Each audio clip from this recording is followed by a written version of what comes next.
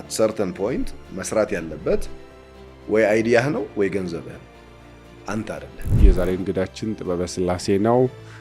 የታይሜክስ መስራች ነው። ኮንስትራክሽን ኢኩዊፕመንቶችን ኢምፖርት በማድረግ 20 ዓመታት በላይ ቆይቷል በዚህ ቢዝነስ ላይ። እኔ በጣም ወዳጄ ይሄን ብሎኛል። አንተ እኮ የጎዳ መማርህ ነው ብሎኛል።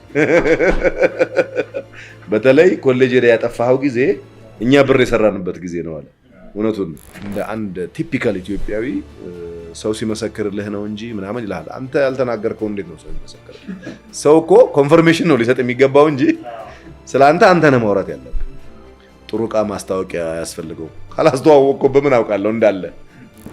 አመለካከቱ ነው እንጂ ዕውቀቱ አይደለም ከፍታውን ዲተርሚን የሚወስነው። ማንን ታውቃለህ is more important than ምን ታውቃለህ ከሚለው አሁን ቢሆን ኢምፖርት ስለ ኮንስትራክሽን ኢንዱስትሪው ስለ ኢኩዊፕመንቶች ኢንዱስትሪው ምን ይመስላል አዘ ጀነራል ሚለውንና ጥበበን ደግሞ የቢዝነስ ጉዞውን በጥልቀት እናወራለን። Life is not just about being great in school or great about work. Life primarily is about being happy.